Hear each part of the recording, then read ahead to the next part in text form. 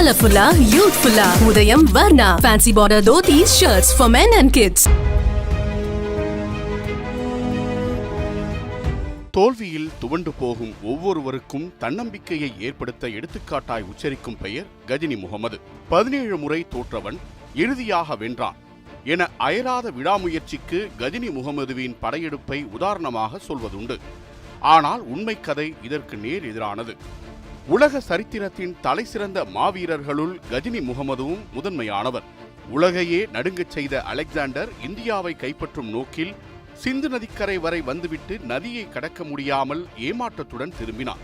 மிகச்சிறந்த போர்வீரன் என வர்ணிக்கப்படும் நெப்போலியன் கூட ரஷ்யர்களிடம் தோல்வியை தழுவினார். ஆனால் கஜினி முகமது மட்டுமே அவர் வாழ்வில் பங்கேற்ற அனைத்து போர்களிலும் தோல்வியையே தழுவாமல் வெற்றி வாகை சூடிய மாமன்னன் என வரலாற்று ஆசிரியர்களால் கொண்டாடப்படுகிறார். உண்மையில் கஜினி முகமது தொடர்ந்து தோல்வியடைந்ததால் மீண்டும் மீண்டும் இந்தியாவுக்கு வரவில்லை. நம் நாட்டில் கொட்டி கிடந்த அபரிமிதமான செல்வ குவியல்களை ஒரே நடையில் எடுத்துச் செல்ல முடியாததால் தொடர்ந்து கொள்ளையடிக்கும் நோக்கிலேயே அவர் அடிக்கடி இந்தியா மீது 17 முறை படையெடுத்தார். காரணம், மத்திய ஆசியாவிலும் சரி அரேபியாவிலும் சரி மன்னர்கள் மகுடம் சூட்டிக் கொண்டதும் அவர்கள் கேட்டு மலைத்த கதைகள் அன்றைய இந்துஸ்தான் என்று அழைக்கப்பட்ட பறந்து விரிந்த இந்தியாவை பற்றித்தான். உலகில் இருக்கும் மற்ற அனைத்து நாடுகளை காட்டிலும் அதிக வரலாற்றையும் மர்மங்களையும் கொண்டிருந்த தேசம் இந்துஸ்தான். இந்திய மண்ணில் விண்ணை முட்டும் கோயில்கள், மிக நேர்த்தியான கலைநயத்துடன் கூடிய மாட மாளிகைகள், கோட்டைகளிலும் கோவில்களிலும் கொட்டிக்கிடந்த தங்க குவியல்கள் என பொக்கிஷங்கள் நிறைந்து வழிந்த தேசம். இதை பற்றி ஒற்றர்கள் விளக்கமாக விவரிக்க வெறிச்சோடிய பாலைவனங்களையும் கரடுமுரடான மலைத்தொடர்களையும் மட்டுமே சூழ்நிலையாக கொண்டு ஆட்சி புரிந்த மத்திய ஆசிய நாடுகளைச் சேர்ந்த மன்னர்கள் கண்களில் ஆர்வம் பொங்கி எழுந்தது. இதுவே எதிரிகள் நம் நாட்டின் மீது படையெடுக்கவும் காரணமாக அமைந்தது. மாபெரும் குதிரைப்படையோடு காலதாமதம் செய்யாமல் ஆபத்து நிறைந்த கைபர் கணவாய் வழியாக சிந்து நதியை கடந்த பல மன்னர்களும் இந்துஸ்தான் மீது போர் தொடுக்க தொடங்கினர். அப்படி படையெடுத்த மன்னர்களிலேயே இந்திய ராஜாக்கள் பலரை குலைநடுங்க வைத்தவர் கஜினி முகமது. சிந்து நதிக்கரையை கடந்த பின்னர் கஜினி முகமது விடும் மூச்சுக்காட்டின் உஷ்ணத்தை தாங்க முடியாமலேயே பல ராஜாக்கள் தலைதெறித்து ஓடினர். ஆப்கானிஸ்தானில் காபூலுக்கு தெற்கே உள்ள நகரம்தான் கஜினி. கிபி 977 மத்திய ஆசியாவைச் சேர்ந்த துருக்கிய அரசர் சுக்புதீன் கஜினியை தலைநகராக்கி செல்வாக்குடன் ஆட்சி புரிந்து வந்தார். அவரது மூத்த மகனாக பிறந்தவர் கஜினி முகமது. தந்தை சுக்புதீன் ஒரு போர் பிரியர் என்பதால் கிழக்கத்திய நாடுகளுடன் வலுக்கட்டாயமாக சண்டைக்கு செல்வதை வாடிக்கையாக்கி கொண்டார். பல்வேறு குறுநில மன்னர்களை அடாவடியாக வெற்றி கொண்ட பிறகு அவரது படை இன்றைய பாகிஸ்தானின் லாகூரை தலைமையகமாக கொண்டு ஆட்சி செய்த ராஜபுத்திர மன்னர் ஜெயபாலின் அரண்மனை கதவை தட்டியது. பல குறுநில மன்னர்களையும் நடுங்கச் செய்து வெற்றி பெற்ற சுக்புதீன் படைக்கு முதல் தோல்வியை பரிசீலித்தார் மன்னர் ஜெயபால். சுக்புதீனின் படை புறமுதுகிட்டு ஓடியது. கூடவே கஜினி முகமதுவும். ஆம், 20 வயதே நிரம்பியிருந்த கஜினி முகமதுவும் தந்தையுடன் அந்த போரில் பங்கேற்றிருந்தார். ஆண்டுகள் சென்ற பின்னர் கிபி 998 சுக்தீன் மறைந்தார். ஆனால் என்ன காரணமோ மூத்த மகன் முகமதுவுக்கு பதிலாக இளைய மகன் இஸ்மாயிலை கஜினி சாம்ராஜ்யத்தின் இளவரசனாக்க மன்னர் சுக்புதீன் உயில் எழுதி வைத்திருந்தார். இதனால் வெகுண்டெழுந்த கஜினி முகமதுவோ எல்லா ராஜ குடும்பத்து சகோதரர்களைப் போல தம்பியை தீர்த்து கட்டிவிட்டு அரியாசனம் ஏறினார். அப்போது அவர் வயது 27 மட்டுமே. அக்காலத்தில் மத்திய ஆசியாவில் முகமது நபி வழிவந்த காலிஃபுகளின் வம்சத்தினரை பாரசீக பிரதேசத்தில் கோலோச்சி வந்தனர். அப்பாசி காலிஃபின் காலத்திற்கு பின்னர் பாரசீக பேரரசு சிதறுண்டது. பல குறுநில மன்னர்கள் முளைத்தார்கள். அவர்களில் ஒருவர்தான் துருக்கிய மன்னரான கஜினி முகமதுவின் தந்தை சுக்புதீன். யோசனையற்றவர்களும் திறமை இல்லாதவர்களும் என அடுத்தடுத்து வந்த மன்னர்கள் பலரும் மத்திய ஆசியாவில் தங்களால் எட்ட முடியாத மேன்மையை அடைய முயன்று வந்தனர். மதமாற்றம் என்பது அப்போது தீவிரமாக இருந்ததால் பலரும் இஸ்லாத்தை பரப்புவதற்காகவே பிற நாடுகளின் மீது வம்படியாக போரில் ஈடுபட்டனர். இதற்கு புதிதாக அரியணையில் ஏறிய கஜினி முகமதுவும் விதிவிலக்கல்ல. துருக்கி மற்றும் பாரசீகம் இடையேயான நாடுபிடிக்கும் போட்டியில் ஒருவருக்கொருவர் சளைத்தவர் அல்ல என்ற வகையில் தங்கள் பேரரசுதான் இஸ்லாமியத்தை முதலில் பரப்பியது என நிரூபிக்க முயன்றனர். ஆனால் சிறந்த ராஜதந்திரியாகவும் போர் வீரனாகவும் விளங்கிய கஜினி முகமது பாரசீகர்கள் எட்டிப்பிடிக்காத உயரங்களை தொட்டார். காரணம், இந்துஸ்தான் மீது மற்றவர்கள் போர் தொடுக்கும் முன்னர் அவர் முந்திக் கொண்டதுதான். ஒற்றர்கள் கூறிய வியக்க வைக்கும் கதைகளால் மலைத்து போன கஜினி முகமது இந்துஸ்தான் மீது தன் கழுகு பார்வையை பதித்தார். அந்த கால அரசர்கள் எந்த நாட்டின் மீது படையெடுத்தாலும் பெரும் செல்வத்தை கொள்ளையடித்து வரலாம் என்பதை மட்டுமே கணக்கு போடுவதில் குறியா இருந்தார்கள்.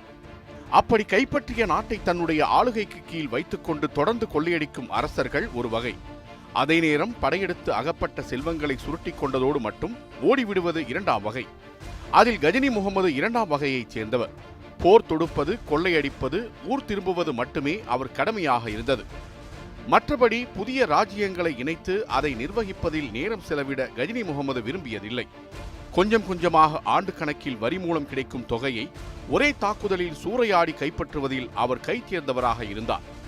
கிபி 1000ஆம் ஆண்டில் இந்துஸ்தானின் மீது படையெடுத்து வந்த கஜினி முகமது எல்லையில் உள்ள சில ஊர்கள் மற்றும் கோட்டைகளை மட்டுமே சூறையாடினார். சில அடி எடுத்து வைத்தால் லாகூர் நகரம், தந்தை சுக்புதீனை புரட்டி எடுத்தவரான பழைய எதிரி ஜெயபாலின் ராஜ்யம். ஆனால் ஏனோ தெரியவில்லை, அப்போது லாகூரை தாக்காமல் தாயகம் திரும்பிவிட்டார் கஜினி முகமது. ஆனால் முன்பொரு முறை போரில் தந்தையுடன் புறமுதுகிட்டு ஓடியது கனவில் வந்ததோ என்னவோ, அடுத்த ஆண்டே 10,000 குதிரைப்படையுடன் பெஷாவர் அருகே கூடாரத்தை விரித்தார் கஜினி முகமது. ராஜபுத்திர மன்னனான ஜெயபாலும் சளைக்காமல் 12,000 குதிரைப்படை, 20,000 சிப்பாய்கள், 500 யானைகளுடன் கஜினி முகமதுவை நோக்கி வந்தார். ஆனால் முன்பு போல் பலத்துடன் இல்லாமல் ஜெயபாலின் படையினர் இம்முறை வலிமையை இழந்து இருந்தார்கள். இதனால் பொறுக்கி எடுக்கப்பட்ட 5,000 குதிரைப்படை வீரர்களை மட்டுமே களத்தில் இறக்கினார் கஜினி முகமது. எண்ணிக்கையில் மட்டுமே பலத்தை கொண்ட ஜெயபாலின் படையும் போர் யுக்திகளில் கைத்தேர்ந்திருந்த கஜினியின் படையினரும் கடும் யுத்தம் புரிந்தனர். ஈட்டிகளுக்கும் வாள்களுக்கும் வித்தியாசம் தெரியாத வகையில் மோதிக்கொண்டனர். ஆனால் இறுதியில் கஜினியின் கையே ஓங்கியது. சுமார் 5,000த்திற்கும் மேற்பட்ட இந்துஸ்தான் வீரர்கள் போரில் மாண்டனர். மன்னன் ஜெயபாலை சிறைப்பிடித்து அடிமையாக்கினார் கஜினி முகமது.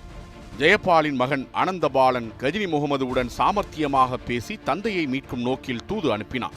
தூதுவனுக்கு செவிமடுத்த கஜினி முகமது ஜெயபாலை விடுவிக்க 2,50,000 தினார் பிணைத்தொகையும் இந்துஸ்தானைச் சேர்ந்த 5,000 அடிமைகளையும் பேரமாக பேசினார். மேலும் தனது ராஜ்யத்திற்கு உட்பட்டதாக பஞ்சாப் இருக்க வேண்டும் எனவும் நிபந்தனை விதித்தார். உடனடியாக ஒப்புக்கொண்ட ஆனந்த பாலனோ கஜினி கேட்டதை கொடுத்துவிட்டு தந்தையை மீட்டு வந்தார். ஆனால் ராஜபுத்திர வம்சத்தை சேர்ந்தவரான ஜெயபாலால் போரில் தோல்வியடைந்ததை விட அந்நிய மன்னனிடம் அடிமையாக சிறைப்பட்டதை எண்ணி மனம் விரும்பினார். இதனால் ஒரு கட்டத்தில் விரக்தியின் உச்சத்திற்கு சென்ற அவர் ராஜ்யத்தை மகன் ஆனந்த பாலனிடம் ஒப்படைத்துவிட்டு தனக்குத்தானே தீமூட்டி அந்த சிதையில் குதித்து உயிரை மாய்த்து கொண்டார். அவருக்கு பிறகு அரியணை ஏறிய ஆனந்த பாலன் மாதம் மாதம் கஜினி முகமதுவிற்கு கப்பம் கட்டி அவரது கோப பார்வையில் இருந்து தப்பினார். அடுத்த சில ஆண்டுகள் தனது ராஜ்யத்தின் மேற்கு எல்லைகளில் தொல்லை கொடுத்த பாரசீகர்களை வெற்றி கொள்வதில் நாட்களை செலவிட்டார் கஜினி முகமது. கிபி 1006ஆம் ஆண்டு சிந்து நதியை முதன்முறையாக கடந்த கஜினி முகமது ஜீலம் நதிக்கரையில் உள்ள பாட்டியா பகுதிக்கு வந்து சேர்ந்தார். இது இந்துஸ்தானத்தின் மீதான கஜினி முகமதுவின் 3ஆம் படையெடுப்பு. அப்போது பாட்டியாவின் அரசனாக இருந்த பிஜிராவ் அவரிடம் இருந்த யானைப்படையின் வலிமையால் தனிக்காட்டு ராஜாவாக ஆட்சி புரிந்து வந்தார். பிஜிராயின் படையில் இருந்த யானைகள் சைத்தானைப் போல் மதம் கொண்டவை என கூறப்படுவதுண்டு. இதனால் கஜினி முகமதுவின் தந்தை சுக்புதீனுக்கும் அண்டை நாட்டு அரசன் ஜெயபாலுக்கும் பிஜிராய் பெயருக்கு கூட மரியாதை கொடுத்தது இல்லை. ஆனால் தமக்கு மரியாதை கொடுத்தே ஆக வேண்டும் என பிஜிராயுடன் போரை தொடங்கினார் கஜினி முகமது. போர்க்கலையில் தேர்ந்த வீரர்களுடன் நன்கு பயிற்சி அளிக்கப்பட்ட மூர்க்கமான குதிரைகளும் கஜினியின் படைகளில் இருந்தன. எதிரே பூமியை அதிர வைக்கும் நூற்றுக்கணக்கான யானைகளும் ஆயிரக்கணக்கான சிப்பாய் வீரர்களும் பிஜிராயின் படையில் இருந்தனர். போர் தொடங்கியது. குதிரைகளின் அலறலும் வாள் மற்றும் ஈட்டிகளின் சத்தம் விண்ணை பிளந்தன. 3 நாட்களாக நடைபெற்ற யுத்தத்தில் 2 படைகளும் சமபலத்துடன் போரிட்டன. 4ஆம் நாளில் கஜினி முகமதுவின் படை பலவீனமாக தொடங்கியதால் பிஜிராவின் படை முன்னேறத் தொடங்கியது. யானைகள் சூழ பிஜிராயின் அம்பெய்தும் வீரர்கள் படையின் மையத்தில் இருந்து கஜினி முகமதுவின் படைக்கு சவாலாக விளங்கினர். அது முதல் கழுகு பார்வையில் போரை கிழக்கும் மேற்கும் என வெறுமனை பார்வையிட்டு வந்த கஜினி முகமது நேரடியாக போர்க்களத்தில் குதித்தார். ஆம், மற்ற மன்னர்களைப் போல் தேவையின்றி கஜினி முகமது போர் புரிவதில்லை.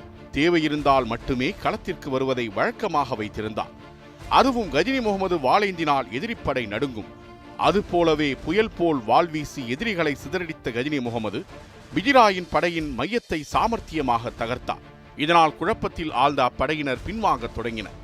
கஜினி முகமதுவின் வெறியாட்டத்தை கண்ட பிஜிராய் தேர்ந்த சில மெய்க்காப்பாளர்களுடன் போர்க்களத்தை விட்டு தப்பி ஓடினார். ஆனால் அவரை விடாது துரத்திய கஜினியின் படையினர் பிஜிராவின் தலையை கொய்து வந்து மன்னரின் காலடியில் வீசினர். போர் முடிந்ததும் பிஜிராயின் 80 யானைகளையும் இன்னும் ஆயிரக்கணக்கான வீரர்களையும் சிறைப்பிடித்த கஜினி முகமது பாட்டியா நகரை சூறையாடினார். கொள்ளையடித்த செல்வத்தை அள்ளி கொண்டு போய் ஒட்டகங்கள் மீது ஏற்றி வைப்பதில் ஆயிரம் துருக்கிய வீரர்கள் பல மணி நேரம் செலவிட்டார்கள். வந்த வேகத்திலேயே ஊர் திரும்பினார்கள்.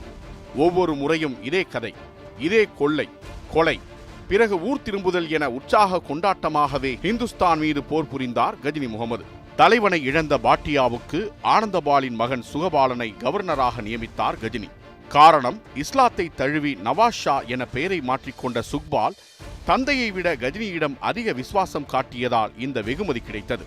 இந்தியாவில் ஒவ்வொரு முறை புகுந்து வெற்றி கொடி நாட்டிய மறுகணம் கஜினி முகமதுவின் படை குறிவைத்து குதூகலத்துடன் கிளம்பியது இந்துக்களின் கோயில்களை நோக்கித்தான்.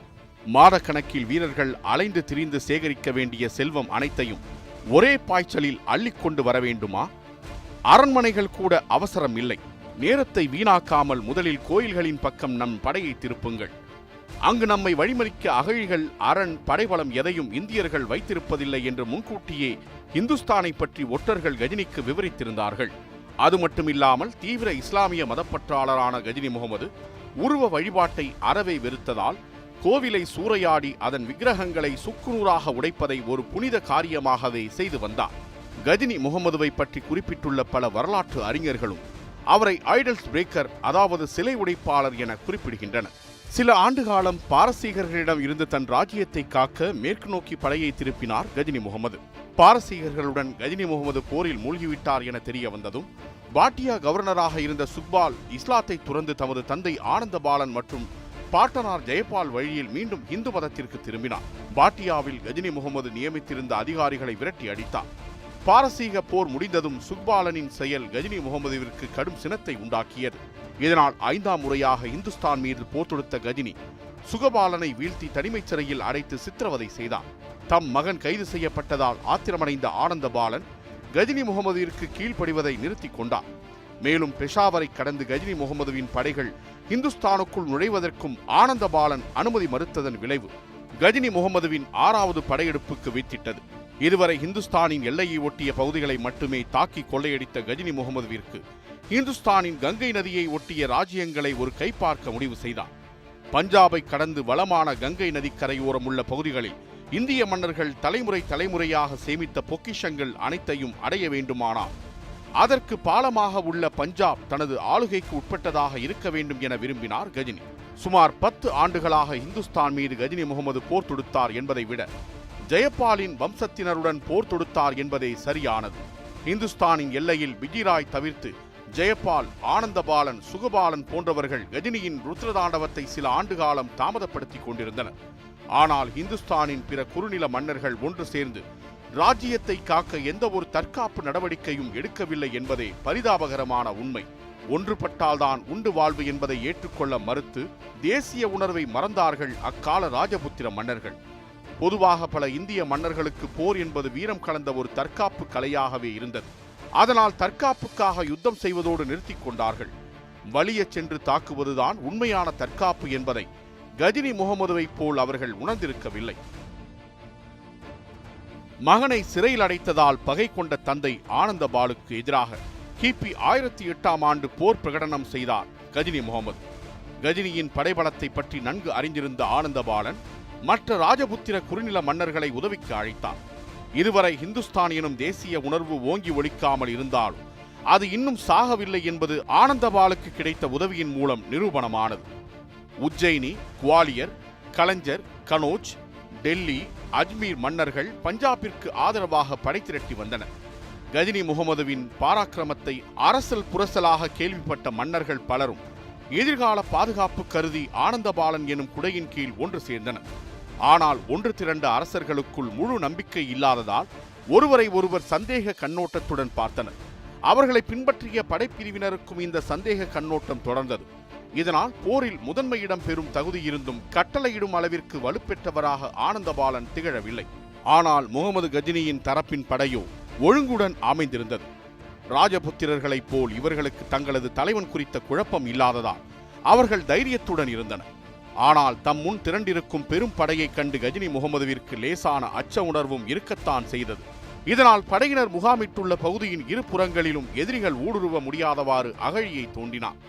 போரை தாமாக துவக்க மனம் வராததால் சுமார் 40 நாட்கள் எதிரி படையை நோக்கியவாறு காத்திருந்தார். ஆனால் நேரம் செல்ல செல்ல இந்திய படைகளின் எண்ணிக்கை அதிகரித்தது. இதற்கு மேலும் தாமதித்தால் எதிரி படைகளின் எண்ணிக்கையால் தமது வீரர்களின் மன உறுதி சிதறடிக்கப்படும் என்பதை உணர்ந்து முதல் கட்டமாக 1000 வில் வீரர்களை அனுப்பி போரை தொடங்கினார். ஆனால் கஜினியின் திட்டம் முறியடிக்கப்பட்டது. 1000 வில் வீரர்களையும் கொன்று குவித்து கஜினி அமைத்திருந்த அகழிகளையும் கடந்து ராஜபுத்திரர்களின் படை முன்னேறியது. மிகுந்த துணிச்சலுடன் கஜினியின் குதிரைப்படையினரை தாக்கி வீரர்களையும் குதிரைகளையும் ஒரு சேர வெட்டி வீழ்த்தினர். கண் இமைப்பதற்குள் கஜினி முகமதுவின் 5000 வீரர்களின் குருதி போர்க்களத்தில் ஆறாக ஓடியது. கஜினி முகமது பயந்தது போல் அவரது படையினர் ஹிந்துஸ்தான் மன்னர்களுக்கு ஈடுகொடுக்க முடியாமல் திணறியது. 4 நாட்கள் நடைபெற்ற யுத்தத்தில் தந்தை ஜெய்பாலனின் மறைவுக்கும் மகன் சுக்பாலனின் சிறைவாசத்திற்கும் பழிதீர்க்கும் வெறியில் தீரத்துடன் களத்தில் போரிட்டார் ஆனந்தபாலன். அப்போதுதான் அந்த துரதிர்ஷ்டமான சம்பவம் அரங்கேறியது. ஆனந்தபாலன் அமர்ந்து போரிட்ட யானைக்கு திடீரென மதம் பிடித்தது. கட்டளைக்கு கீழ்ப்படியாத யானை வெறிகொண்டு தாறுமாறாக ஓடியதால் போர்க்களத்திற்கு வெளியே இழுத்துச் செல்லப்பட்டார் ஆனந்தபாலன். அதைக் கண்ட இந்திய வீரர்கள் தங்களின் முதல்வன் தப்பியோடுவதாக நினைத்துக் கொண்டனர். அதனால் ஏற்பட்ட குழப்பத்தில் படை வீரர்கள் சிதறினார்கள். மற்ற அரசர்களும் செய்வதறியாது திகைத்தனர். ஓடிச் சென்ற இந்திய வீரர்களை 2 நாட்களாக துரத்தி வாளுக்கு இரையாக்கினர் கஜினியின் வீரர்கள். சுமார் 8000 பேர் வரை கொல்லப்பட்டனர். சுகபாலன் அமர்ந்திருந்த யானை மட்டும் சில மணி நேரம் அமைதி கொண்டிருந்தார். இந்தியாவின் தலையெழுத்தே மாற்றி எழுதப்பட்டிருக்கும். இந்த போருக்கு பின்னர் ஹிந்துஸ்தான் முழுவதும் கஜினி முகமதுவின் பெயர் பரவத் தொடங்கியது. இதனால் கஜினி முகமது வருகிறார் என்றால் பல ஹிந்துஸ்தான் மன்னர்களும் கோட்டைகளை விட்டு ஓடி ஒளிந்து கொண்டனர். இன்னும் சிலரோ கஜினியிடம் பேரம் பேசி நூற்றுக்கணக்கான யானைகளையும் தங்கத்தையும் கப்பமாக கொடுத்து படையெடுப்பிலிருந்து பாதுகாத்துக் கொண்டனர். இந்துஸ்தானின் எல்லையை உடைத்த மாவீரன் மத்திய ஆசியாவிலும் கஜினி முகமதுவின் புகழ் பரவத் தொடங்கியது. இந்தியாவிலும் தைமூர், கில்ஜிக்கள், பாபர், அக்பர், ஷாஜஹான், அவுரங்கசீப் என பின்னாளில் முகலாயர்கள் படையெடுக்கவும் கோலோச்சவும் அடித்தளமிட்டவர் கஜினி முகமது என வரலாற்று ஆய்வாளர்கள் குறிப்பிடுகின்றனர். இஸ்லாமிய மன்னர்களை அழைக்கும் சுல்தான் எனும் பட்டம் பெற்ற முதல் மன்னரும் கஜினி முகமது தான். இதனால் ஹிந்துஸ்தான் கஜினிக்கு திறந்த வீடானது. அடுத்தடுத்து வெற்றிகள் குவிந்தன. காரணம், எதிர்த்து போரிட ஒருவர் கூட இல்லை. ஆண்டுக்கு ஒருமுறை ஹிந்துஸ்தான் மீது படையெடுப்பதை ஒரு பிரத்யேக திருவிழாவாகவே கொண்டாடினார் கஜினி முகமது. ஒரு ஓநாயின் வாயில் சிக்கி குதிரப்பட்ட மான்குட்டிகளைப் போல சௌராஷ்டிரா, கன்னோஜ், மதுரா, தானேஸ்வர் என்று ஒவ்வொரு ராஜ்யங்களாக கஜினியின் வாழ்வீச்சில் ரத்தம் பூசிக்கொண்டன. ஒரு கோவில்கள் விடாமல் சூறையாடப்பட்டன. ஆனால் ஒன்று, கொள்ளையடித்த பெரும் செல்வத்தை தன் சொந்த ஊரான கஜினியை சிறந்த நகரமாக உருவாக்க அவர் செலவழித்தார். கஜினி முகமதுவின் அரண்மனையில் கவிஞர்களும் பாடகர்களும் ஓவியர்களும் கூடி தங்கள் கலைத்திறனை சுல்தான் முன் காட்டி அவரை மகிழ்வித்தார்கள். ஃபிர்தௌசி, அல்பெரூனி போன்ற புகழ் வாய்ந்த சரித்திர ஆராய்ச்சியாளர்கள், எழுத்தாளர்களை அவர் அன்புடன் தன்னோடு வைத்துக் கொண்டிருந்தார். அவர்களும் பெரும் செல்வாக்குடனும் சகல வசதிகளுடனும் வாழ்ந்தார்கள். ஆம், கஜினிக்கும் ஒரு மறுபக்கம் இருக்கத்தான் செய்தது. 16 முறை படையெடுத்தும் ஹிந்துஸ்தான் மீதான மோகம் மட்டும் கஜினிக்கு குறைந்தபாடில்லை. குறிப்பாக சோமநாதர் கோவிலுக்கு நேர்ந்த அனுபவம் ஒரு உச்சக்கட்ட பயங்கரம். கிபி 1025ஆம் ஆண்டு 17வது மற்றும் இறுதிக்கட்ட படையெடுப்பாக ராஜஸ்தானின் தார் பாலைவனத்தை புயலாக கடந்தது கஜினியின் படை. அடுத்து குஜராத்தின் தென்கோடியில் உள்ள சோம்நாத் ஊருக்குள் அலையென கஜினியின் படை புகுந்தது.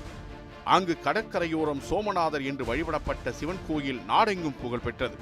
கர்ப்ப கிரகத்தில் காட்சி தந்த சிவலிங்கத்தை கோயில் கட்டிய வல்லுநர்கள் அந்தரத்தில் மிதக்கும்படி அமைத்திருந்தது ஓர் அதிசயமாக கருதியதால் பலரும் பயபக்தியுடன் சிவனை வழிபட்டனர்.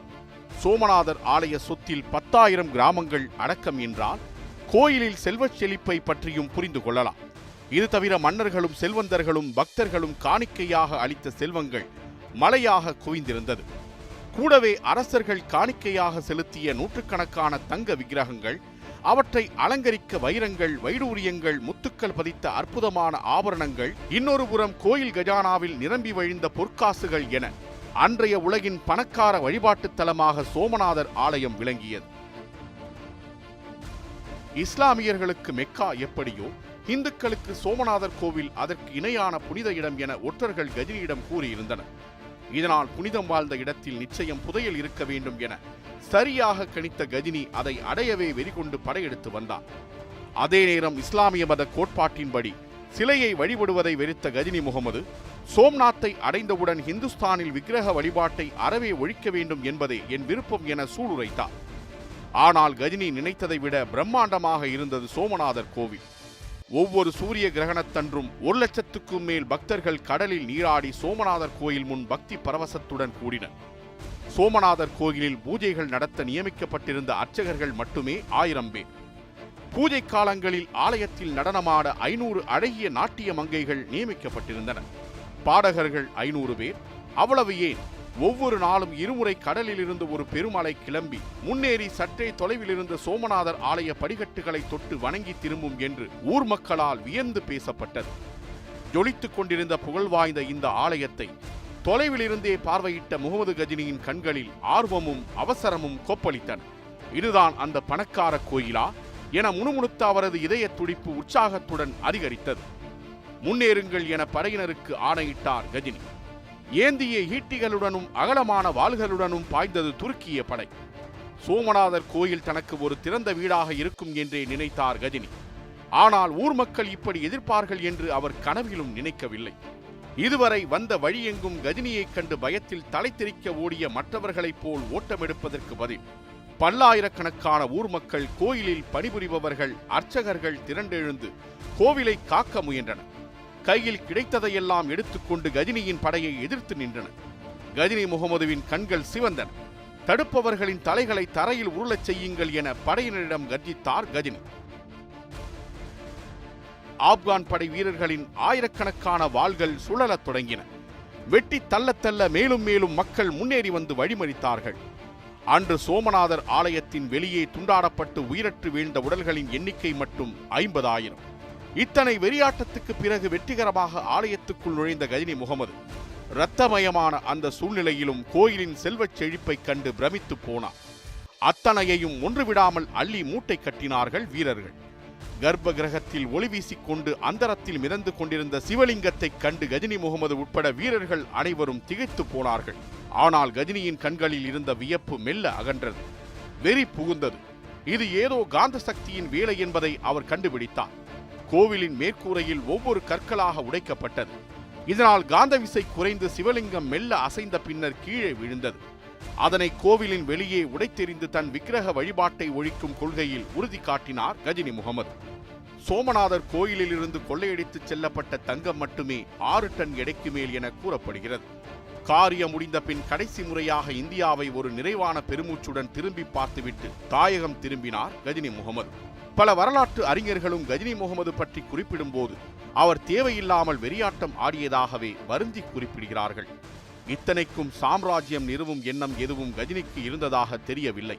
சுருக்கமாக சொல்ல போனால் கொலைவெறி பிடித்த ஒரு கொள்ளைக்காரனை போன்றுதான் அன்று கஜினி முகமதுவின் செயல்கள் பார்க்கப்பட்டன. ஆப்கானிஸ்தான் திரும்பிய கஜினி முகமது ஒரு விஷக்காய்ச்சலில் படுத்து 1030ஆம் ஆண்டில் இறந்து போன செய்தி கேட்ட அன்றைய பறந்து விரிந்த இந்துஸ்தான் நிம்மதி பெருமூச்சு விட்டது என்றே கூறலாம்.